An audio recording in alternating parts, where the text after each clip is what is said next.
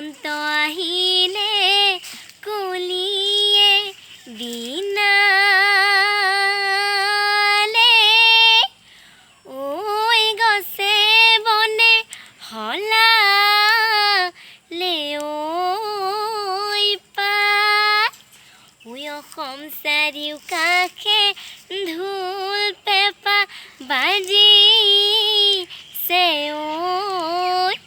ঐ নাচো নাচো লাগিছে গাত বোকাতে ঘূৰিলে